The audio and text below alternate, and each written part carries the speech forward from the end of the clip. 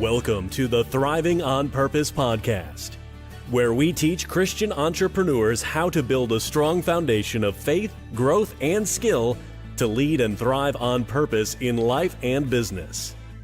And now, here are your hosts, certified coaches Elisabeth and Sebastien Richard.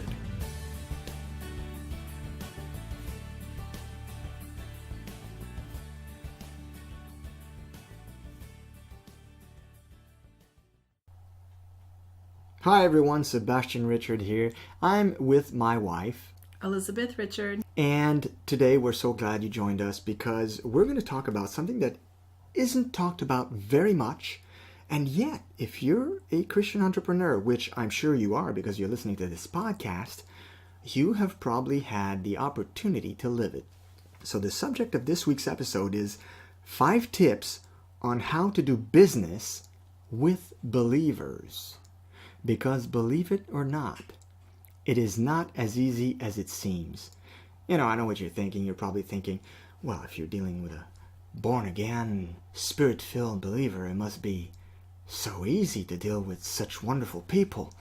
Not always. And yet, as you will see, no, it's not always easy. And in fact, it can be very tricky because of the attitudes that we have when we're dealing with a believer, either, by the way, as someone who employs a believer to work for you, or someone who is employed by a believer to work for them.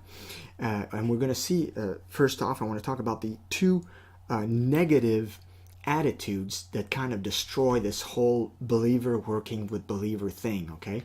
So the 2 negative attitudes, one comes on the part of the employer and the other comes on the part of the employee. So number 1, from the client's perspective, so from the employer's perspective, some believers, when doing business with a brother or sister as a client, believe that they can cut a deal, right? I mean, they approach this person, they know, Joe does, I don't know, it can be anything really. He does websites. I want to hire him for to do my website. I'm going to approach Joe, but I know since we go to the same church and he's done some work for other believers, I'm sure he's going to give me a good price, a good deal. Now, that's the first negative attitude. And I call that a negative attitude. And you might be like, well, I've done that in the past. What's wrong with that? You'll see as we go along, okay? So that's from the client's perspective. So when you're approaching someone and you want to hire them for their services, okay? And from the worker's perspective, so when you, as an entrepreneur, are hired to do work for someone else, some believers, when they are hired by a brother or sister, believe they can take it easy since, after all, the brother or sister won't be carrying a whip. Now, that's the other end of the spectrum, I guess we could say, that is negative, and it's really the wrong attitude. This one is more obvious. I mean, we know that if we're hired, we're supposed to do good work because, hey, we represent God, we're believers, and we're supposed to give quality work, right? We're supposed to do work that will represent who we are. And since we're believers, we're children of the Most High God, it should reflect in the work we do, whatever that work may be. Absolutely. Okay? So on both counts, this is just a wrong attitude to have. So whether you're someone who's looking for someone to hire or someone who is being hired, both attitudes should not be part of your mindset, okay, from the start as a Christian entrepreneur. And my wife has a story to tell, and before she gets into it, I just want to say that she's had a really bad cold this week and nasty. I mean, she coughed and it was really, really bad. And sometimes I would turn to her and say, is this my wife or is this an old man? and had to make a double take. And no, it was, sure enough, it was Liz. So she's going to tell the story, but she's not going to talk that much during this episode. So I hope you'll be gracious and understand that she can participate as much as she would like to this week. But she still has a really, really good story she wants to share with you guys because she lived this problem of a Christian hiring a Christian firsthand. So Liz, how did that go down for you?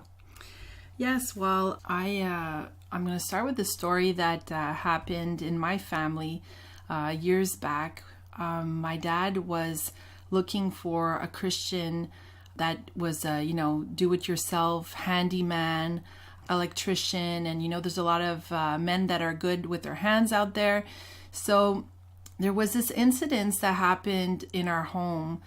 We were moving in after losing my mom. We had decided to move out and buy a new house, but it was not a new house. Well, it was a new home, but it needed renovation. So my dad hired a painter that he's known for many, many years. The man's not a Christian, so I'll just say the unbeliever. And he also was looking for somebody that can do electric work and do different things. So he started talking in the church to different people, and one of the guys there said, yeah, I can do that. I can, do the little jobs that you're asking for, that need electric attention and, some other handyman work. No problem. So my dad's not at the house like the whole time because we don't live there, right? So it's kind of the situation where both workers, the unbeliever and the believer, are working together to do the different assignments that are needed. And then my dad at the end of the day comes and checks what's been done and all that, kind of keeps tabs, right? So my dad's known the unbeliever for like over 10 years. He's painted many times at our house.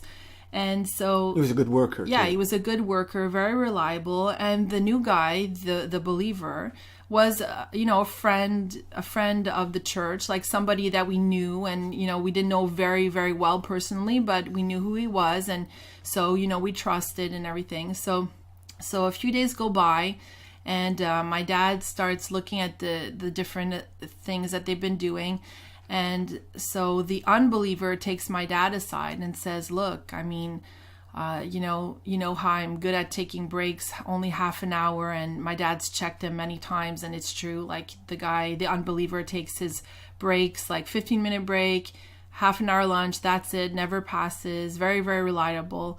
And he says, your friend, he said he needed to go get something at Home Depot, like a warehouse store, and he was gone for a really, really, really long time, like for a good 2 hours. And he said, and then he came back with, he was looking for he was supposed to put a doorbell, like this box on the wall, and he put it upside down, and there was a bunch of other things electronic, like with, the electricity part that he did, and it wasn't, like, it was just a messy job, like the kind of job that, holes in the wall, like there's so much patching to do after. It was just horrible, right? So this unbeliever takes my dad aside and points all these things out, and he says, you've been paying him more than you've been paying me as well, because he apparently is more qualified than I am as an electrician and as this and as that. But I mean, look at what's going on, right? So he's in a position where he feels it's unfair. And, my dad is my dad was very verbal about his faith. So the unbeliever knew he was a Christian. It wasn't like a hidden thing, he knew that, like we had even a statue of Moses in our living room. Like you couldn't, I remember that. And like different things that they came back with when they went to Egypt and stuff on vacation, that were biblical things. And so like you couldn't hide it. And my dad was very verbal about his faith. So he had this decision to take, like, what do I do right now? Do I fire this guy? I'm upset, because I've got holes in my walls. I've got things that I'm going to have to pay more to get somebody else to fix, because this painter guy, the unbeliever, just paints. He can't fix all that, right? Yeah. So he was in a delicate situation. And so he took aside the believer, and he said, like privately, and he said, look, I expected this and this, and, instead I got this and this. And I think we can agree that, the doorbell is completely upside down, doesn't work properly. And there's a lot of things that just don't work here, like the holes on the wall and whatnot. I'm kind of upset about that. But he was calm, like the whole conversation was calm.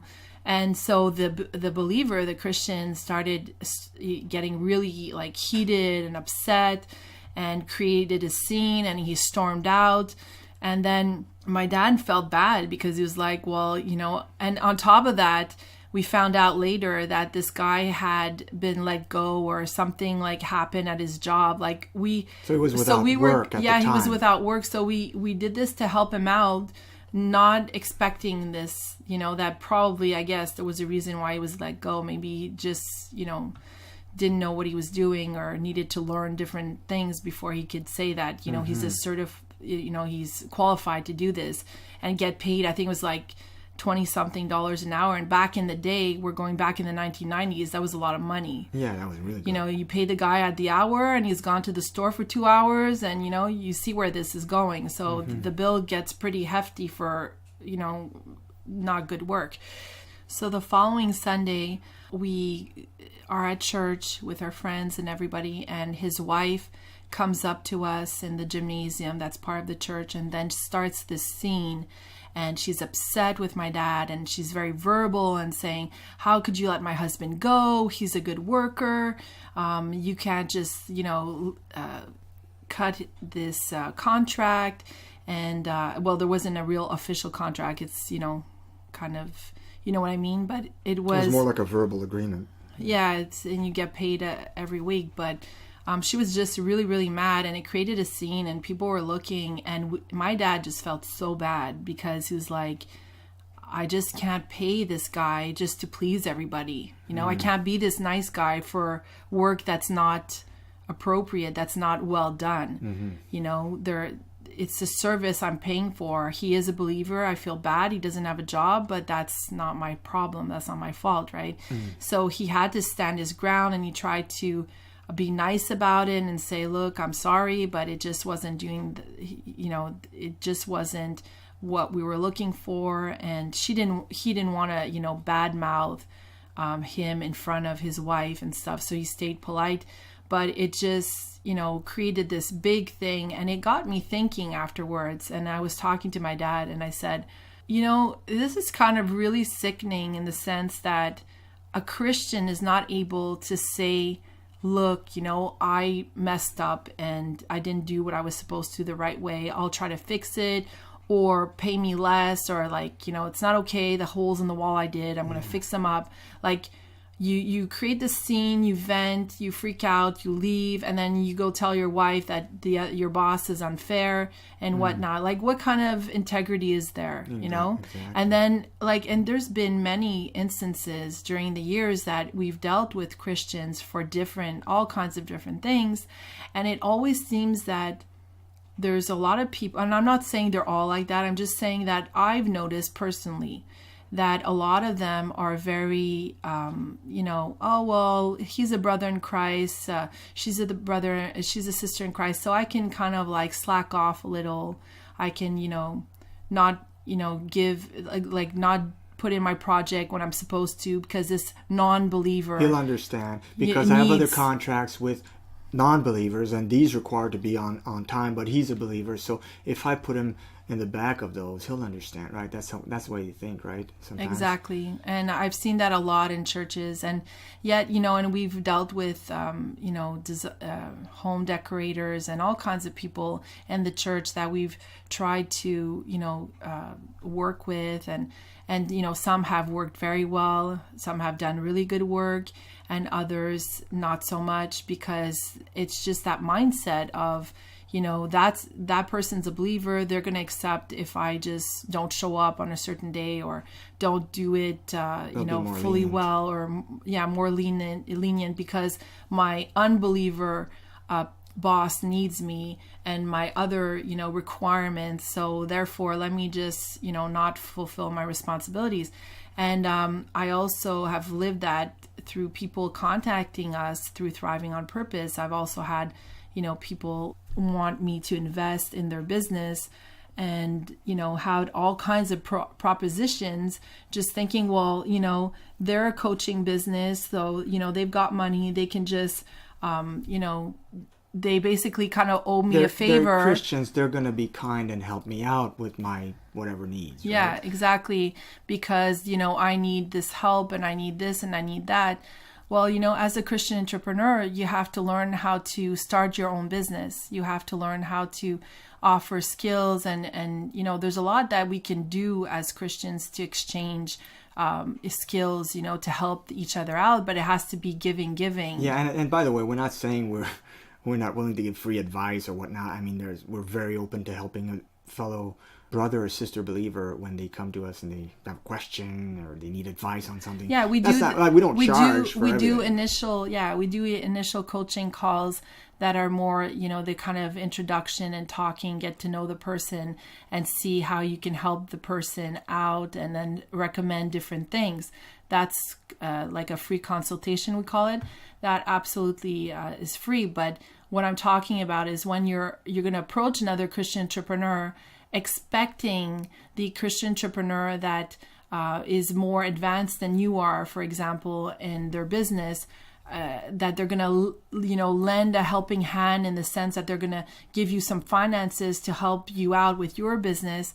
There has to be a real business agreement there. There has to be skill there for has skill. To be something formal, yeah. Exactly. It's not because you're Christians that you have to see this all twisted. Like, would you ask a non-Christian coaching company for what you're asking? Exactly. No, you wouldn't. The truth is you wouldn't. You're going to see this Christian coaching company Thriving on Purpose because you want something out of it, but you're not willing to give anything else back, and it just doesn't work like that. So I'm just giving that as an example, but I know that a lot of you Christian entrepreneurs have probably had different experiences. I know a lot of them have. I was actually really appalled and frustrated. My dad has a home near a Christian complex where they, it's like a vacation area. And they do a lot of great things for ministries to help young people and to help the elderly and seniors and keep busy and doing things for God. And it's all good. But there's a lot of that's, give me a service because we're a Christian organization and we will not pay you. So there's a lot of that. There's a difference between what is ministry and what you're doing together as a ministry. And there's a difference between, asking people to do a job, like sorting the mail for the company or, mopping floors or, cleaning dishes or whatever it is to make the place go to function and not pay them. Yeah. You see, like for me... Unless the person comes to you and offers out of the goodness of their heart, say, hey, I would like to do this for your ministry because God put it on my heart. That's a completely different matter. Yeah, exactly. And you see, and I said to my dad, I said, look, you're not 70 yet. I said, if you want to work, why don't you just ask that Christian complex for a job? And he said, I tried. He said, I wanted to sort some mail, to do something to get a small salary, a part-time job. And he says... They told me that no, they just take people in that are willing to do the work for free because they're retired and they're like, oh, I've got nothing else to do. And so, I just don't agree with that. Personally, I don't agree with that. I think that like I said, work if is the work. person wants to do it out of the goodness of their heart, that's one thing. But at the same time, I mean, if you're going to ask someone, well, be ready to pay. I mean, you should be willing to pay them. Compensate them for their time. Yeah, but if you're a their Christian effort. complex that has people paying to stay there and listen to conferences and it's a vacation resort, they've got money coming in. It's not like they're a church that is living off of funds that are coming in from people. I get it. I totally get it. know? Yeah, I get it. So you heard the story. I'm sure Liz is not alone. I'm sure some of you have lived something similar. Maybe you were in the place of Liz's father. Or maybe you were that Christian who didn't do proper work and got reprimanded, and maybe you learned from that. And maybe you grew from that. I'm hoping you did if you were in the other position. But either way, we see how problems can occur when a believer hires another believer. It is not as clear-cut as saying there are two spirit-filled believers and it's going to go just honky-dory. And you know what? I would go as far as to say, because I've had these thoughts, and I know my dad's had these thoughts, that a lot of us don't even want to deal with business with Christians to avoid all these problems. Because you've been burned. Yeah, because a lot of us are like, you know what? It's too complicated. We go to church with these people, and then it just becomes sour milk and just these awful, encounters with these people if things don't go properly. Because you don't know. Like, you can just hire somebody and think, oh, that person's going to deliver and it's going to be great and everything's going to be fine and we're working together. And I'm not saying you shouldn't.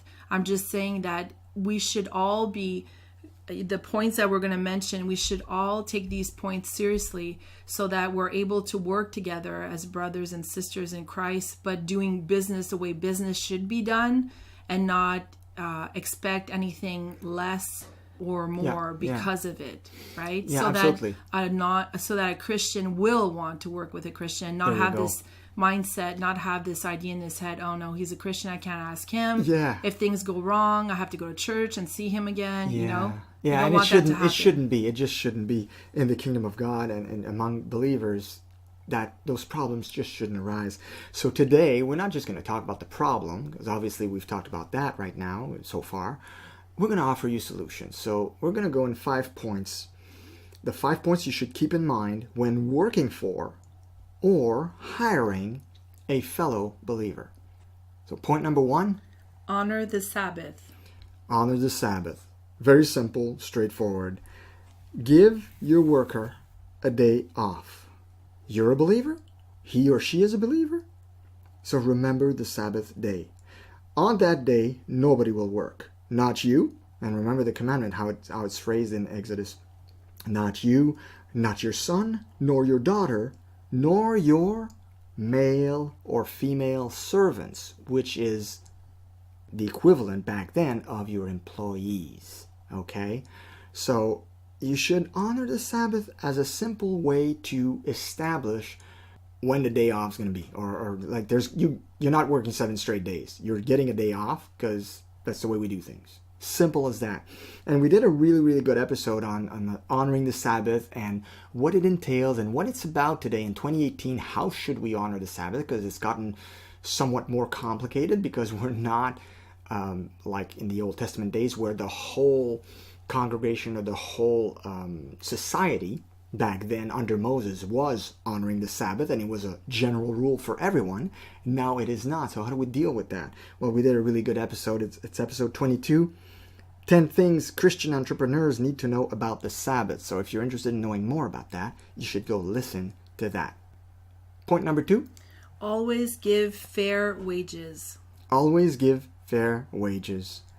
I know it sounds quite obvious, like duh. I mean, seriously. But like we mentioned, oftentimes the Christian who hires another Christian can have the mindset of, I'm going to try to cut a deal, get it cheaper because he's a brother or she's a sister. That is not the way to do it. You should always aim to give a minimum of a fair wages. So don't be cheap, okay? In fact, I think the exact opposite should be your aim.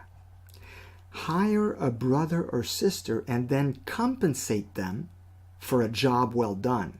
So go above and beyond in your compensation if it's a brother or sister, because you want to encourage them.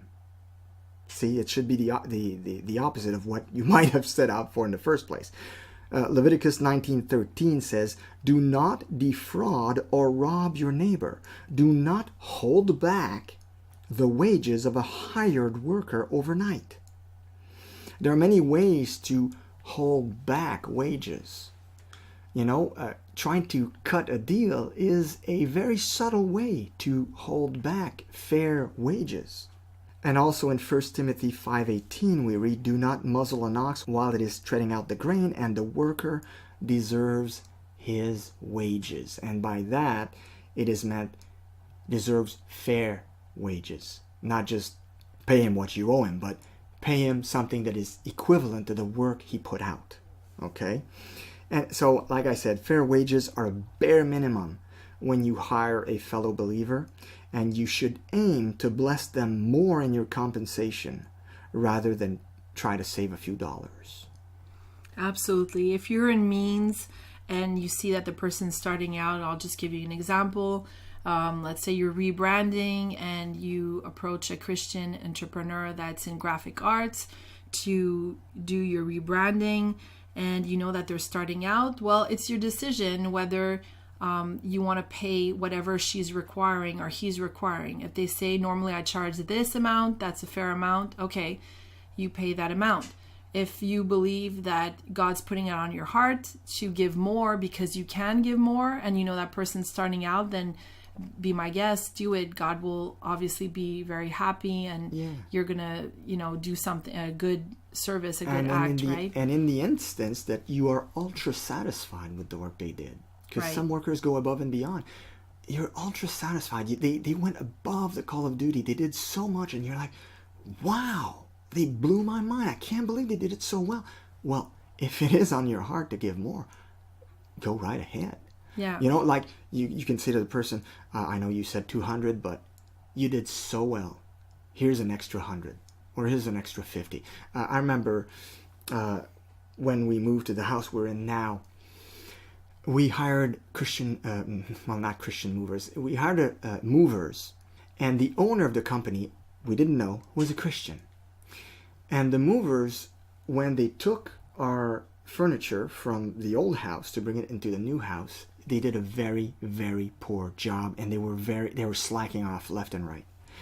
And I'm not the type of guy to get angry, but this time I got angry. I mean, deservedly so. I mean, they were really abusing of my time and my patience. So I called the boss of the company. I was really upset, but I didn't know he was a Christian.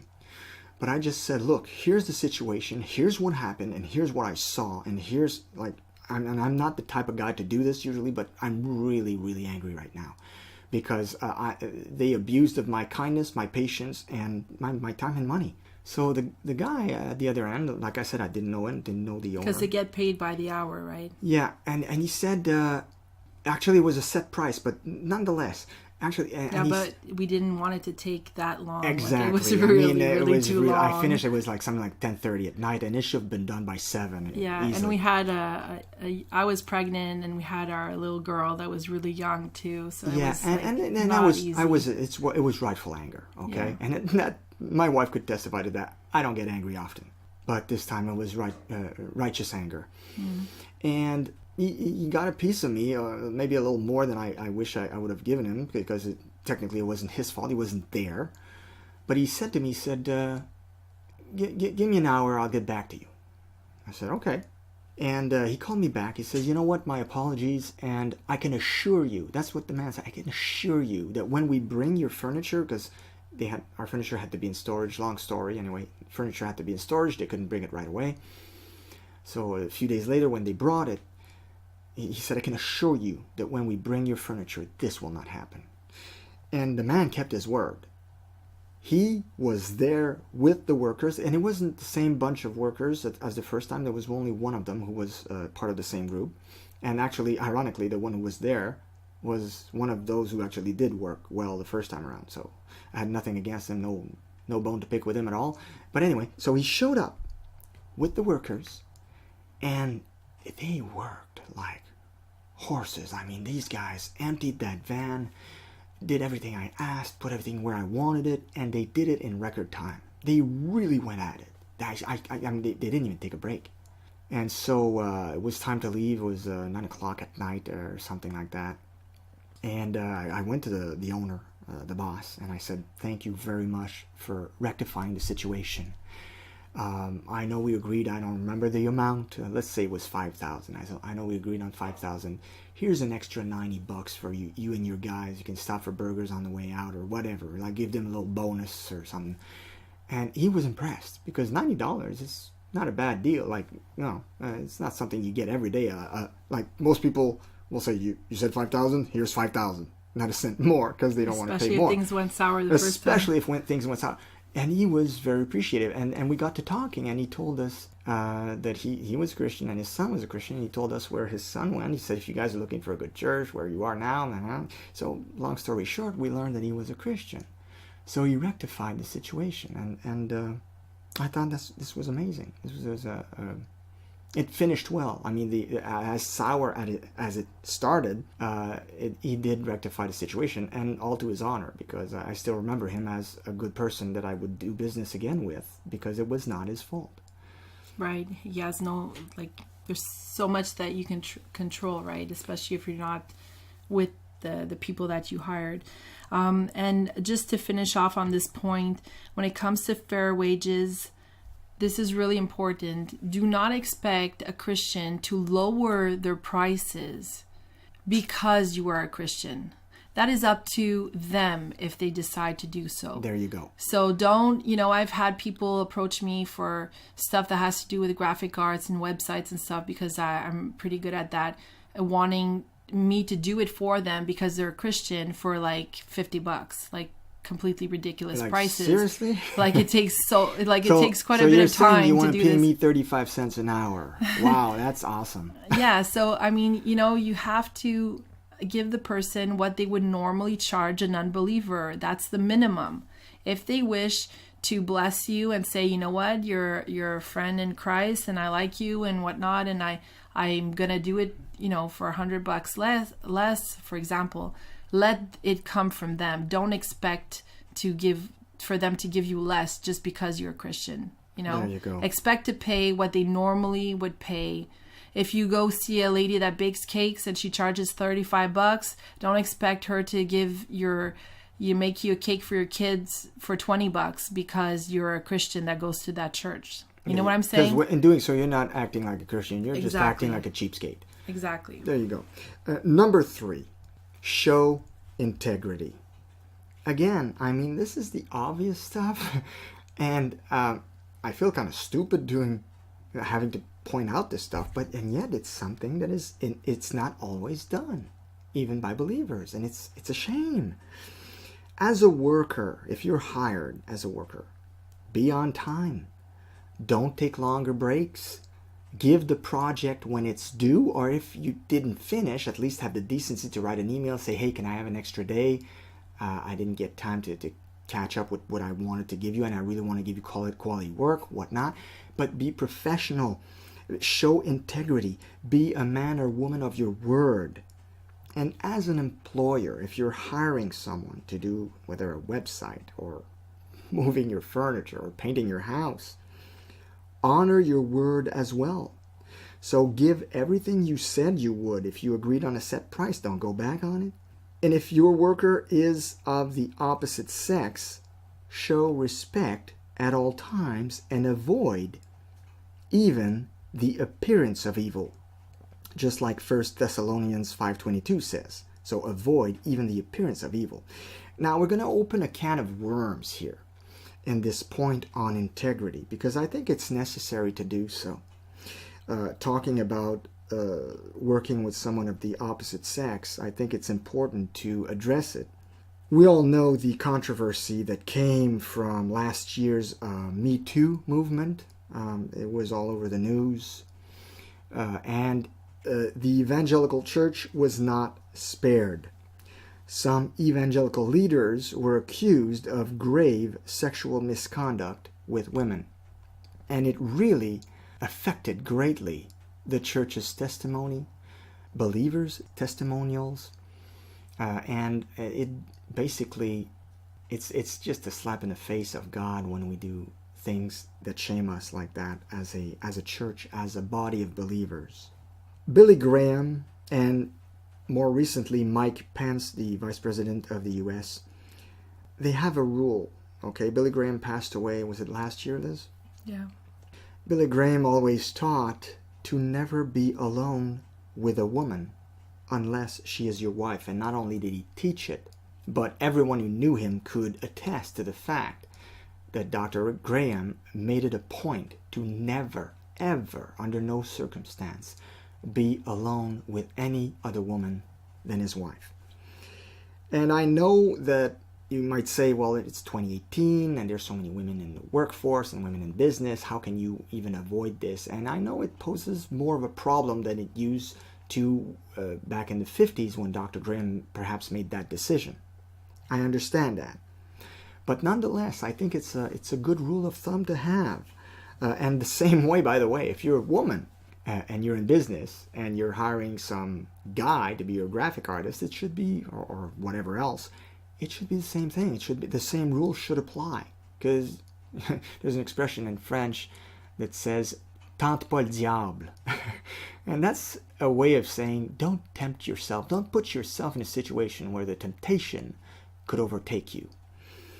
And to talk about that, what is known online as the Billy Graham rule, here's a clip where Kirk Cameron, the actor, speaks about the rule and the two sides of the camps, how they see the rules. So I'm going to play you that clip where Kirk Cameron addresses the Billy Graham and more recently Mike Pence rule. So listen to that clip, it's very interesting. Should married Christians be alone with members of the opposite sex? I have some friends who would say, absolutely not. That's just categorically inappropriate. The Billy Graham rule, Vice President Mike Pence. Billy Graham travels with a companion always so that he doesn't even give off the appearance of evil. He's never alone with a woman in a hotel or a taxi cab or an elevator. Why give your spouse reason to even question or be concerned?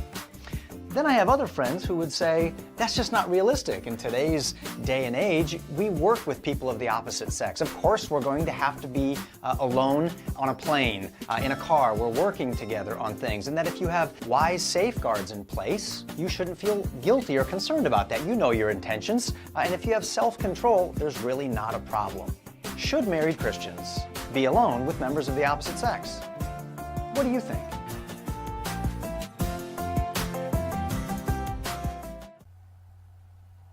Okay, we're back.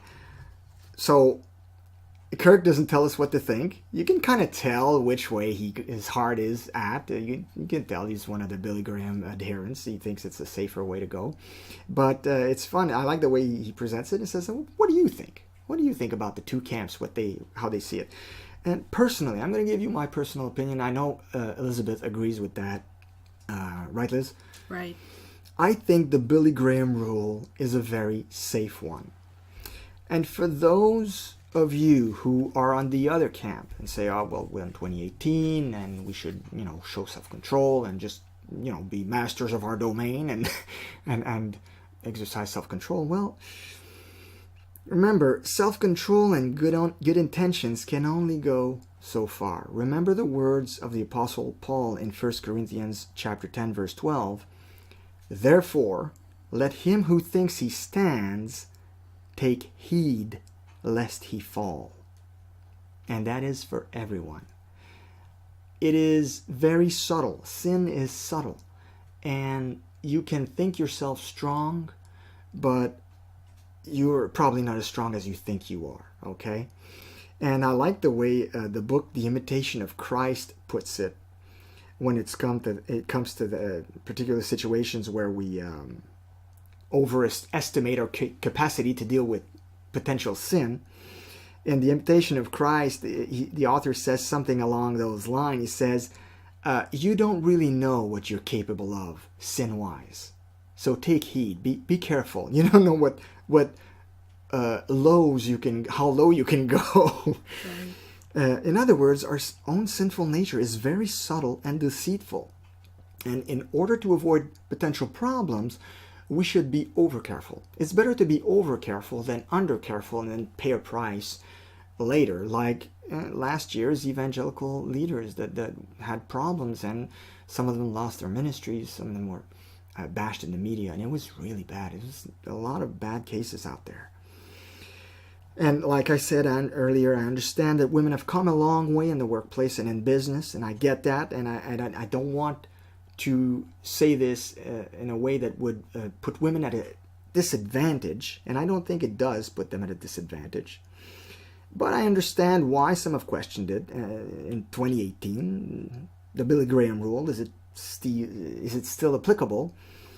Isn't it prohibitive to women's emancipation? And well, here's the thing, okay? We, as a culture, we have become too familiar with the opposite sex. This is my personal belief, okay? We've become too familiar. Men have become too familiar with women, and women have become too familiar with men. And this leads to sinful behavior. Remember the words of Shakespeare? Familiarity breeds contempt.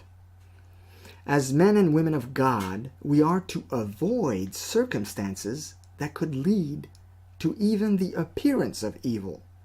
So Dr. Graham knew that, and he knew that even if a journalist or a paparazzi was in the area and took a picture of him alone with another woman, it could go viral in the press, and it could have damaged his reputation as a man of God.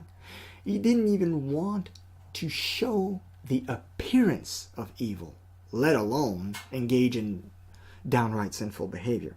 So he was playing it safe. And you know what? That shows wisdom. It doesn't show cowardice. It doesn't show backwards thinking or old school mentality. It actually shows wisdom. And we should all show wisdom in our relationships and integrity in our relationships in 2018 when we do business. So some have said, well, if you're working with a woman, it's always good to keep your office door open, right? So that everybody can see what's going on in your office. Well, that works great until you're the only two in the building, right? So again, even then, like, you don't even want to chance that, like, in a way, because let's say it's late at night and it's the janitor is the only one, and you think he's on the second floor and you're on the third floor, and you're, and your office door is open. That doesn't mean you won't try something, or the other person won't try something. So you got to be real careful with that and not apply it as a rule. Obviously, it's good advice. Keep your office door open at all times. You're going to eliminate a whole bunch of problems, but it's not an end-all, be-all solution. And there's a difference for different reasons. You might go see your pastor. You want to talk to your pastor. Well, if you're a woman, you're by yourself, it's a good thing for you to ask to talk to both, to have his opinion and his wife's opinion. There's different ministries out there, people that work together as a couple. There's very delicate situations out there concerning that. But even when it comes to when we're talking business, let's say you're a coach, for example. Well, you can leave your door open and your wife's in the house. She can hear the conversation. It's or it could be in an open space too. It keeps things business related. You won't have the same conversations, and she won't say the same things, knowing that there's somebody else, like your secretary not far, or your wife, as opposed to you being one-on-one alone, right? Mm-hmm. So, ministry is ministry, business is business, but generally I think we should all take precautions for our own self to stay with a clean conscience, and to act in integrity. If you're a man or you're a woman, you don't put yourself in situations where there's no witness or there's nobody that can attest to the fact that you're doing things the way you should be doing them, right? So yeah, definitely acting in integrity is one thing that should always be part of your behavior as a Christian in business, whether you're hiring someone or whether you're working with someone, okay, or for someone. Number 4, over-deliver. Over-deliver. Over-deliver. Don't just deliver, over-deliver. Do not abuse of the kindness of a fellow believer. Work harder if you have to as a contractor. Exceed expectation because you work for a fellow believer, for a brother or sister, and not just that, for a son or daughter of the King. As an employer, encourage more, praise more, give them a bonus like we spoke of earlier. If your heart tells you to do so, give them a bonus, give them more.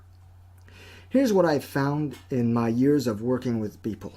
You cannot overpraise with sincere appreciation.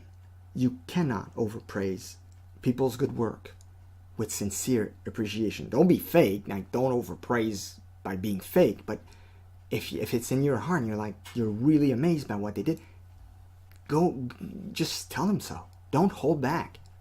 My dad used to have this attitude of, I won't tell this person how great they are because then they're going to be puffed up.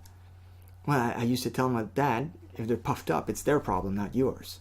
Really, seriously. If they become puffed up because you praise them, it's not your problem. It's theirs. Okay? So don't be afraid to give more praise to overpraise than underpraise, okay? And remember the rule, I talked about this in a previous podcast. For every 1 word of constructive criticism, you should give 5 words of praise or appreciation. Okay? So that's a good ratio. A very good ratio.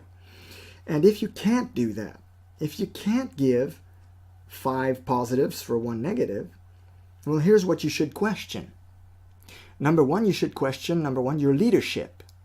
Maybe if you can't do it, it's because for some reason you're afraid to give praise, or something's wrong with you, or maybe your approach, or maybe you have a negative, maybe you tend to see only the negative, and you need to work on yourself if you can't do it. So you need to look at your leadership. Or number 2, if you can't do it, well, maybe the person you hired just isn't any good.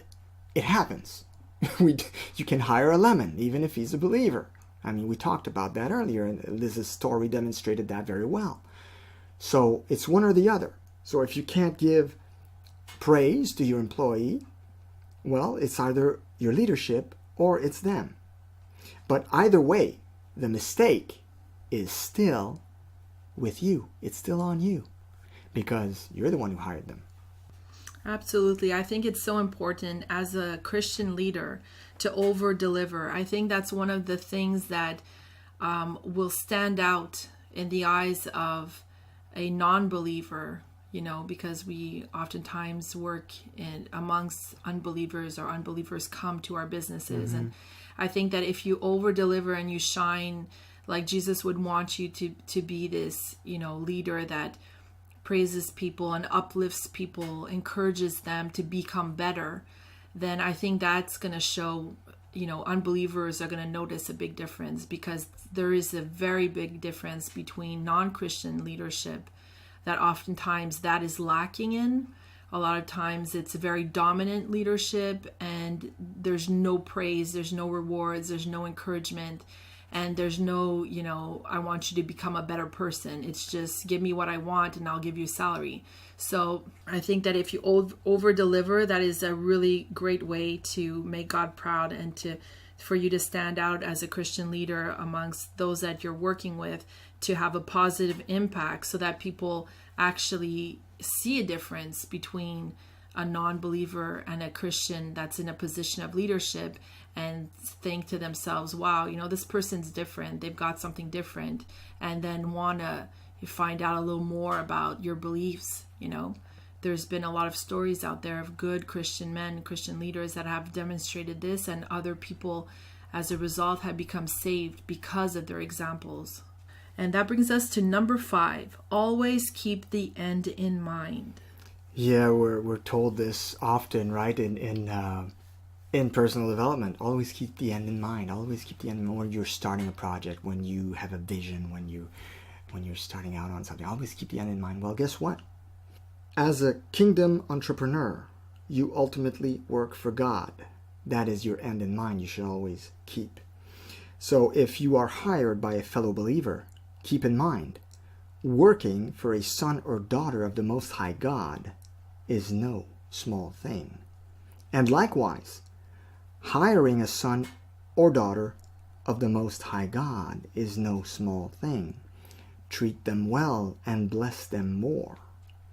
The scriptures give us good guidelines when it comes to the employer-employee relations. Ephesians chapter 6 verses 5 to 9 says this: Slaves, obey your earthly masters with respect and fear and with sincerity of heart, just as you would obey Christ.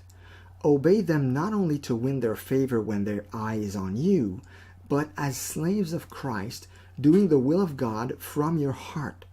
Serve wholeheartedly as if you were serving the Lord, not people, because you know that the Lord will reward each one for whatever good they do, whether they are slave or free. And masters, treat your slaves in the same way. Do not threaten them, since you know that he who is both their master and yours is in heaven, and there is no favoritism with him. And Colossians chapter 3 verse 23 says, Whatever you do, work at it with all your heart as working for the Lord, not for human masters. That is a great rule of thumb, and that's what always keeping the end in mind should be for a kingdom entrepreneur, okay? And since the beginning of this podcast, we've had many examples where we saw when it goes sour, when the relationship goes sour, and we've looked at what to do to avoid that. So the 5 points we looked at were what to do to avoid that. But sometimes, even if you do all that, as the Bible says, so much as it depends on you, be in peace with everyone. But sometimes it doesn't depend on you, right? Sometimes you did everything you had to, and it still goes south. It still goes sour. Whenever a believer hires another to do a work, it should always be done in peace, integrity, and harmony, but it's not always the case. Sometimes in business, and as we've seen even with believers, things go really bad. In the scriptures, we are reminded of what happens when our carnal natures take over. The Corinthian church was filled with problems. Anyone who's familiar with the first and second epistle to the Corinthians knows this, okay? And one of those problems was that some believers were suing other believers over small matters. And Paul addressed that very problem in 1 Corinthians chapter 6, verses 1 to 9. Here's what we read, okay? So it's quite a bit of a mouthful. So 1 Corinthians 6, 1 to 9. Suppose one of you wants to bring a charge against another believer. Should you take it to ungodly people to be judged? Why not take it to the Lord's people? Or don't you know that the Lord's people will judge the world? Since this is true, aren't you able to judge small cases? Don't you know that we will judge angels? Then we should be able to judge the things of this life even more. So suppose you disagree with one another in matters like this. Who do you ask to decide which of you is right? Do you ask people who live in a way the church disapproves of? Of course not. I say this to shame you. Is it possible that no one among you is wise enough to judge matters between believers? Instead, one believer goes to court against another, and this happens in front of unbelievers. So you can see the Apostle Paul is like in disbelief. He's like, how could you have taken it this far? And then he finishes saying this. When you take another believer to court, you have lost the battle already. Why not be treated wrongly? Why not be cheated? Instead, you yourselves cheat and do wrong. And you do it to your brothers and sisters. Don't you know that people who do wrong will not receive God's kingdom? I love that last part because it puts everything in perspective. So the apostle here is reminding us of the importance of a very clear principle that we've been taught, that we all know, of turning the other cheek, especially with brothers and sisters. In Matthew chapter 5, verses 39 and 40, the Lord himself reminds us of this. But I tell you, do not resist an evil person. If anyone slaps you on the right cheek, turn to them the other cheek also. And if anyone wants to sue you and take your shirt, hand over your coat as well. So basically, God is telling us that it's better to, in other words, lose money in a bad business transaction than to take a brother or sister to court. Because guess what? God knows what you have lost. And God sees when you turn the other cheek. And guess who's going to reward that? Him. He's going to reward that. And before we conclude this episode, let's listen to Pastor John Piper talk about that very problem, the problem of believers suing believers, or just going to court to settle matters. John Piper was asked that question, and he addresses it. And we get some really good wisdom in this clip, and I want you guys to have a good listen, because Pastor Piper has a lot of wisdom here. Listen to this. In what circumstance would it be okay, if at all, for a Christian to sue a non-Christian person or a secular institution? I don't see any situation in which it would be okay to sue a Christian. And I'm trying to think, because of 1 Corinthians 6, why do you go to law against each other? And Paul gives a couple of reasons why he says that. One is, don't you have judges among yourselves who can work this out? But his bottom line is, why wouldn't you rather be wronged than to sue a brother? So he's got layers, which is so interesting, because if you think the bottom layer, Paul, why would you even entertain the possibility of judges being involved? Why don't you just say to Corinth, if someone wrongs you, return good for evil. Period. End of discussion. On to the next issue. But instead he says, aren't there judges among you who can help you? And the reason is because he's willing to deal with imperfect people who aren't able to rise to that level, or there are times when he thinks it would be right. And we had a situation in our church where a person bought a house from another Christian in the church and discovered something about the house that they were not informed about. It got really ugly. But I think I remember how this actually went. It's been so long ago. I think we were able to do it with Christian arbitration rather than legal. So that would be the preference. I can't think of any reason why a Christian would take another Christian to court. Peacemakers ought to go to peace with each other. And I can't, what you want to do is model for the world that you're not a lover of money. And I don't want to be hesitant to make a sweeping statement about the world where somebody has, in business, so cheated you that you've gone bankrupt, and they're sitting pretty, and there's plenty of legal recourse to see that justice be done and some recompense be made. It may be that there would be a non-greedy way to say to that person, you can't get away with this. Can't get away with this.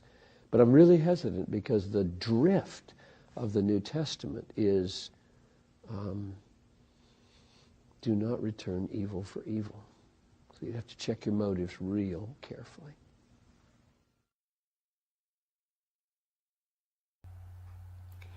Okay, we're back. We really, truly hope that this episode has blessed you, has given you some really, really good pointers in how to do business with believers, because it is not as easy as it seems, and it is not always clear-cut that it's going to go honky-dory. Liz, anything to add?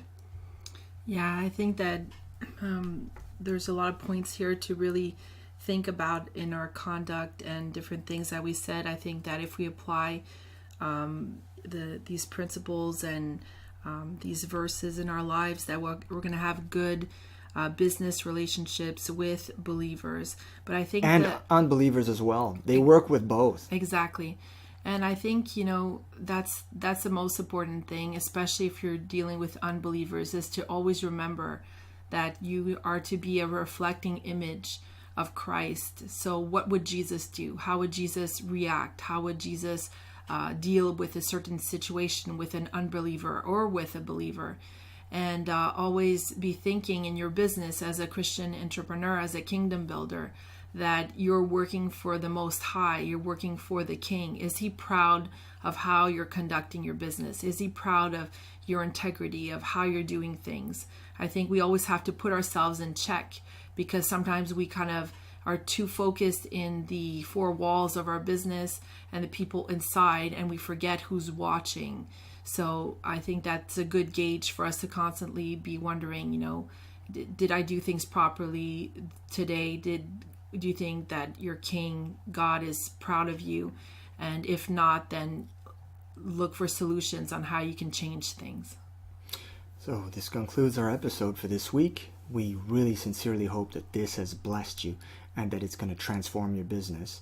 And guys, if you like it, if you feel blessed and encouraged by our program, don't hesitate. Leave us a great review on iTunes. Is it still called iTunes, Liz?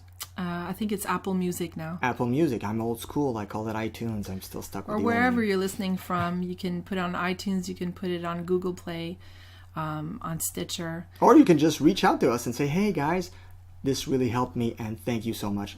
That is fine too. We just love getting your feedback on our episodes. And we had a lady recently who did that on one of our episodes. It really, really helped her more than usual. And it was great to read her reaction. Yeah, and you can also go on our website directly, thrivingonpurposepodcast.com. That's the podcast page, and in the show notes on the bottom, you always have a comments section where you can leave us your feedback, and if you have any suggestions on different topics that you want us to cover in the upcoming episodes, we're always happy to hear what you guys have to say. So be blessed. And thrive on.